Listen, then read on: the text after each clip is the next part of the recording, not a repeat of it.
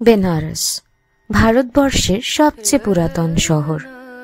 হিন্দু পুরাণ অনুযায়ী এই শহরটি ভগবান শিবের প্রিয়তম স্থান। আর্যদের প্রথম বসতির নাকি এখান থেকেই সূচনা। ভগবান বুদ্ধ তার প্রথম ধর্মোপদেশ এই স্থানেই দিয়েছিলেন।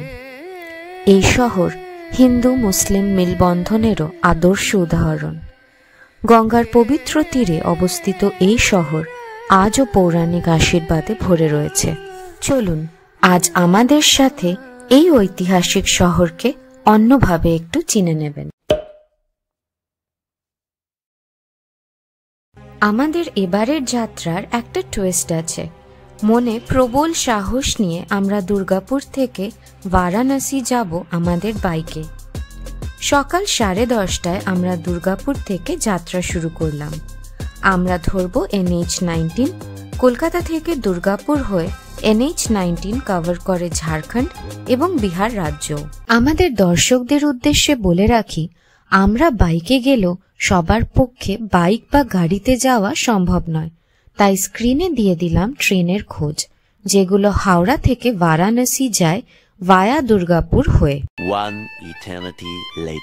এখন আমরা রয়েছি তোপচাচে, ধানবাদের একটা জায়গা তোপচাচে। তো এখান থেকে এখনো দেখাচ্ছে 373 কিলোমিটার। যাই না কতটা পৌঁছে যাবো না। হ্যাঁ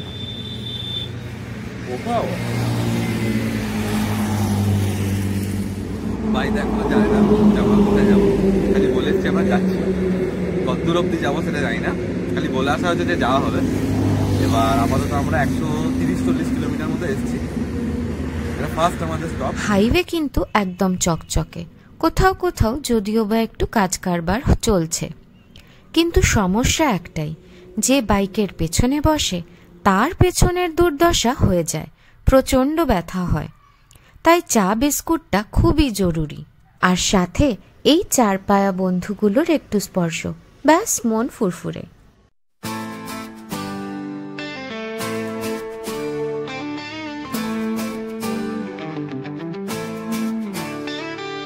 Fireflies dance in the night, their glow a twinkling light. Michelangelo flows so bright, echoes of joy take flight.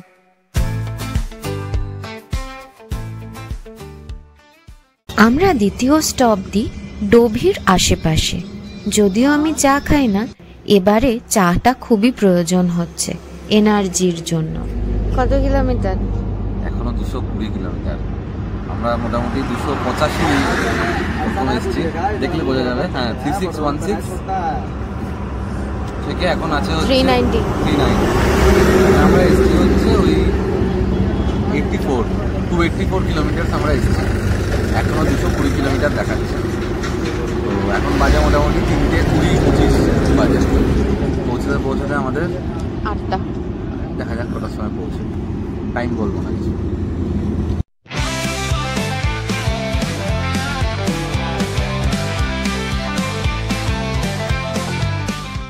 180 কিলোমিটারের পরে দাঁড়াই চা খেতে এবং বাইকের টায়ারে হাওয়া দিতে। সন্ধে হয়ে এসেছে, তাই এবার ডাইরেক্ট বারাণসী ঢুকেই ভিডিও করব। আমরা বারাণসী ঢুকেছি সন্ধে 7টায়, কিন্তু বারাণসীর NH-19 থেকে 80 ঘাট পৌঁছতে আমরা প্রায় 9টা বাজিয়েছি। এতই জ্যাম। আকাশ চরম রেগে আছে, কারণ আমার কথায় ও বেনারস এসেছে। আমাদের হোটেল বুক ছিল না, তাই নগওয়া চকে মেন রোডের উপরেই এই হোটেলটা পাওয়া গেছে। এই রুম, এদের একটা আন্ডারগ্রাউন্ড পার্কিংও আছে। রুমটা ভালো, খাওয়ারটা মোটেই ভালো না।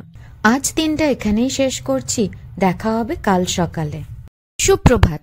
ভাবছেন এ আবার কোথায় চলে এলো এরা? সবটা বলছি। কাল আমাদের রাতে ঘুমোতে খুব সমস্যা হয়েছে। একে মেন রোডের কনস্ট্যান্ট গাড়ির আওয়াজ, অপরদিকে হোটেলের স্টাফরা মদ খেয়ে খুব চেঁচামেচি করেছে। আকাশ তো রেগে বোম। তাই আমি সকালবেলায় তড়িঘড়ি উঠে এই হোমস্টেটার খোঁজ পাই। এই হোমস্টেটার নাম লাইম ভিলা এবং এটি অবস্থিত সামনে ঘাটের কাছে।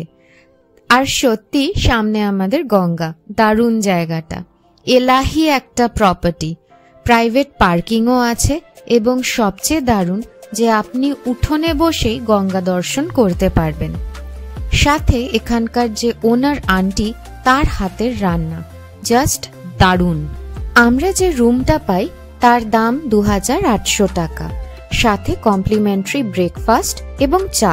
রুম ভীষণ বড় এবং পরিষ্কার, আধুনিক সব ফ্যাসিলিটি পেয়ে যাবেন এখানে।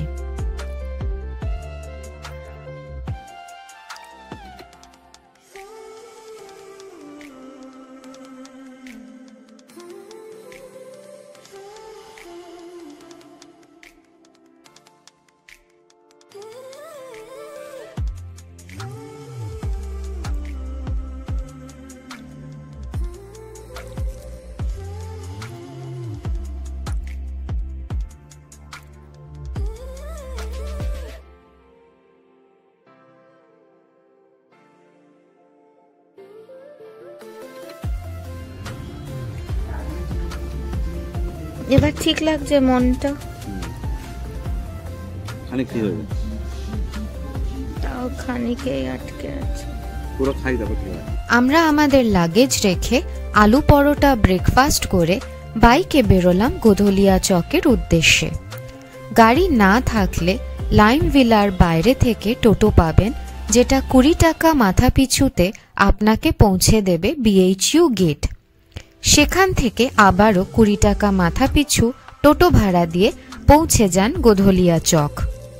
আমরা গোধলিয়া চকে 5 তলা বাইক পার্কিংয়ে বাইক এবং হেলমেট রেখে হাঁটা লাগাই কাশী বিশ্বনাথ মন্দিরের উদ্দেশ্যে।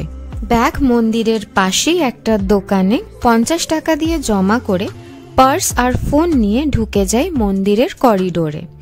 আপনি পুজো দিতে চাইলে বাইরে জুতো ফোন জমা রেখে যে কোনো একটা দোকানে ভেতরে ডালা নিয়ে ঢুকতে পারেন।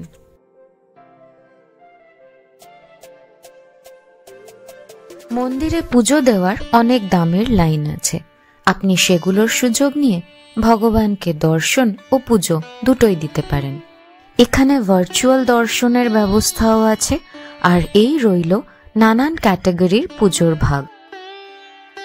আমরা পুজো দিইনি, যতবার পুরনো মন্দিরে এসেছি ততবার কিন্তু পুজো দিয়েছিলাম, আর ততবার বেনারস খুব আপন লেগেছে।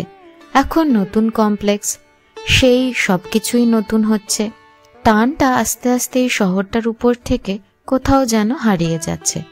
তাই বলে কি ডেভেলপমেন্ট হবে না? যাই হোক, এই যে লাইনটা দেখছেন, এটা বিনা পয়সায় ভগবানের সাথে সাক্ষাৎকারের লাইন। আমরা বেরিয়ে এলাম গঙ্গার ঘাটে। এই ঘাটের নাম মন্দির ঘাট এবং এর পাশেই আছে সোশ্যাল মিডিয়া প্রসিদ্ধ মণিকর্ণিকা ঘাট। যত বয়স বাড়ছে মনটা তত যেন বিবাদী হয়ে উঠছে, তাই সব কন্ট্রোভার্সি এই ভিডিওতে দেব না। আমরা অলরেডি অনেক তর্কের ইনপুট দিয়ে ফেলেছি। বারাণসীতে সব ঘাট ঘুরেছি পায়ে হেঁটে আমরা, আর সেগুলো সব দেখাবো পরের পর্বে, কারণ আজকের ভিডিওটা অলরেডি অনেক বড় হয়ে গেছে। আপনাদের ভিডিও আশা করি ভালো লেগেছে। প্লিজ আমাদের চ্যানেলটিকে সাবস্ক্রাইব করুন, পুরো ভিডিওগুলো দেখুন, এটাই রিকোয়েস্ট। লাইক করুন, শেয়ার করুন সবার সাথে, এবং কমেন্টে যে কোনো প্রশ্ন, যে কোনো জিনিস জানার বা বলার থাকলে জানাতে পারেন। ডেসক্রিপশন বক্সে রয়েছে হোটেল এবং হোমস্টের দুটোরই ডিটেলস। দুর্গাপুর থেকে বেনারস আসতে গাড়িতে কতখানি তেল পুড়িয়েছি তারও ডিটেলস দেওয়া আছে ডেসক্রিপশনে, চাইলে দেখে নিতে পারেন। দেখা হবে আপনাদের সাথে খুব শিগগিরই পরের পর্বে। বেনারসের ঘাটের ডিটেলস, কি কি খেলাম এখানে, এবং আরো কি কি ঘুরে দেখলাম বেনারসে। তাই দেখতে থাকুন আমাদের চ্যানেল ট্রাভেল প্লেটস।